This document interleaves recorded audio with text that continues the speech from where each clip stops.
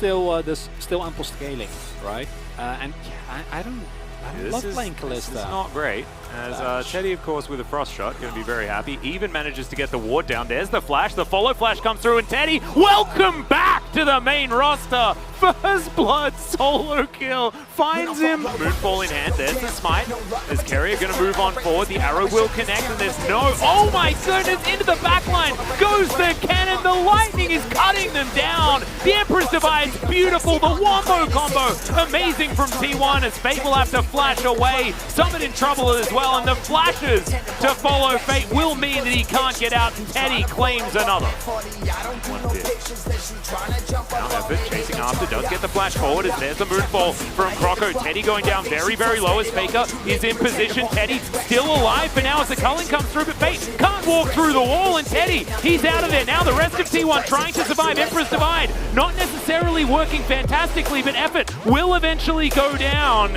And Teddy, he's still alive somehow, wandering up through the forest, as now Canna trying to get out of this one. He is going to get smashed down there by Summit with the wallop, as Owner is going to flash after him. There's the stun, there's the kill, and the possession will come now. Teddy very close to having his ult back up. Carrier's got his, lands it pretty nicely there onto Prince. Now the counter engage to come through as Carrier suffers only half of his health bar, but decides he wants to go back in again. Flashes away. Prince is going to keep himself alive as Teddy off to the side will get Fate's called for the knock-up. The arrow is going to connect, but it's onto Effort, who had his ulti, but I think the T1's wallets are just a little bit too heavy. As into the backline goes Canna and eviscerates the members of Live Sandbox, still here standing. As that scenario needs to happen. You can't draft this same type of comp. Arrow will connect there onto Fate. There's the chain CC and an extraordinarily dead Lucian, and now Owner has decided that he wants to be the champion. Prince going to be taken down as well. The possessions will continue.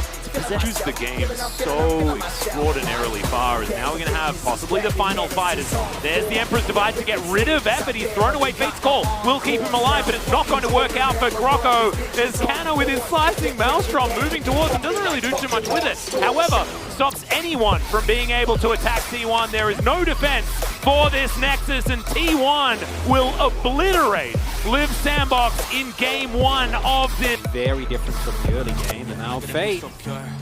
Yeah, Croco looking to make his way in. More face breakers available, and the showstopper not there just yet. Just to let you guys know, the stats that we're showing for these matchups and things like that is based on the summer season, as Fate might just die here. One more auto, the flash, but the auto is already in the air, and Faker will get the first blood solo kill this time around.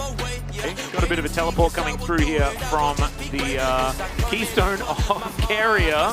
So he's going to turn up. Canna's going to have to flash away pretty early though, as Carrier's going to surprise them by popping towards this Baron pit. Now moving potentially away as Croco. Moonlight Vigil going completely wide.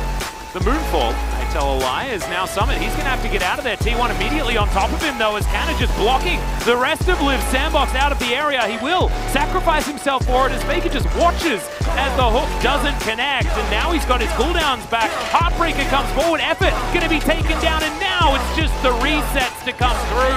Faker collects another kill, and Sandbox. T1 feeling the pressure. They want to be able to take this one. They burst it. It's stolen. This is the team of Steelers, and it's going to be Croco's turn this time. And now T1 try to look for the fight to salvage it. They take down both, as now the dive on forward. The superplex is good from Fate, but he may just die, as Summit is the last man standing that has a Baron wrapping around him. I say that a little bit ahead of time, but I don't think Fate's going to survive this one. And that's exactly right. He goes golden for a moment to buy some time for his Gnar. He is still going over to Live Sandbox.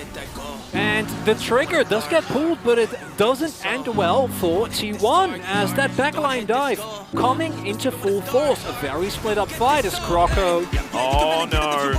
Faker should be able to finish him off here, as yeah, the Diana is going to fall. Owner's going to be able to get the resets, and now Fate is going to be in trouble as well. The Haymaker does absolutely nothing. Summit trying to come forward looking for more, but maybe he's just put himself in position to be taken down here. The Facebreaker is going to connect. As now Owner heartbreaks, but yeah, I think the heartbreak belongs to Summit this time around, as Faker just pops to as many different directions as he is likely to go. And Gnar comes down, but the drill is not going to connect onto Faker. It's only a matter of time, and that is going to be the finish. Faker can just dive forward with impunity. Looking for Croco here, he's going to do a fair bit of damage. The Moonfall finally comes out, but it just doesn't do enough damage. Teddy gonna get redemption from the side as in goes Fate, but now he's trying to 1v1 against Teddy immediately. He uses the QSS flash to get out of the way. The Showstopper hits the wrong target, and now Prince is in trouble. Ona just diving on top of him. The Gnar onto Ona, but he's got a GA. He's absolutely fine, and Prince, not so much. No fountain for you, unfortunately. Speaking of landed it, goodbye, Mr. Cannon. Can't even. Zale was right all along, I tell you. Teleport come through here from T1. Summit trying to turn this possibility as he's immediately going to get exhausted as Faker not going to get taken down here. Summit absolutely is, as that might have been an overly aggressive play. As now, Live Sandbox setting up. Not going to connect at all, as now Prince going to take a lantern. Chains of Corruption connects, as that's a big Gnar from Fate, but where's the follow-up? He does find his Zonya's button. Shockwave comes through and they get rid of the Silas. Croco trying to get out of there as Ona's dived on forward. Goodbye, Mr. Aphelios. There's nothing better than BDD playing Azir.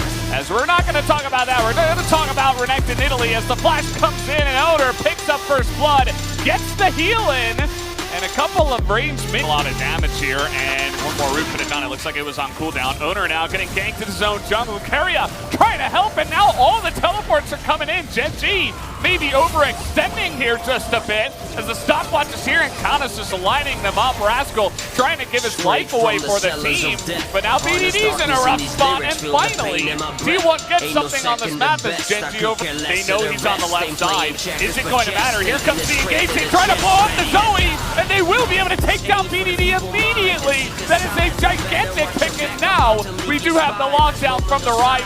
But yeah, Oh, here we go. And they do have Lantern for the disengage. And here we go, trying to get on in there as well. Look at Faker, the amount of damage he's doing in that back line. And now the Cataclysm just separates Rascal away from his team. He's going to be taken out as well. The damage not quite coming in there. BDD desperate. it's there, but they can't actually get close enough. They started Baron. Guys, come on. Wait. I don't know about this. And now take a look at this Gwen. I mean, he's just going to 1v2 you. Yeah. And that looks really easy. Teddy's kiting BDD here, the arrow hits. Found way earlier. 야, 이 세트 노텔이야. 야, 여기 텐트게 봐봐. 나 위로 갈게, 쫄 수 있어. 와봐. Come over here. 괜찮아. It's fine. 나이스. Set. It will be doomed as last-ditch effort. Here we go once again. Ruler, he's got a stopwatch, but it's a stopwatch in a dream. They'll be dreaming about game 2 as T1 will be taking Glacial Fissure, and we do have potential flanks coming in, and Gen Z are just committing to it, and the center will pick it up here as they're all in the pit, but BDD trying to kite it out, but the Jinx, Teddy is still alive in the left side of this one, and down will go Ruler, and they're able to kite everybody down. Only Rascal will live with the buff. It's just gonna die. The damage is gonna come in. There he is. And okay, here you are, the assassin. What do? You're trying to get the Gnar here. The damage isn't done. BDD goes down immediately. And the front line gets killed by the Gnar. As you see, Ruler trying to kite it back, but he cannot. He's desperate here, but the Jinx is following up 100 years. Not quite there. As oh man. That's substantially delayed right now. Oh, here we go. It seems like they saw them with that ward in the lane. And is the engage enough, though? It looks like the answer is absolutely not.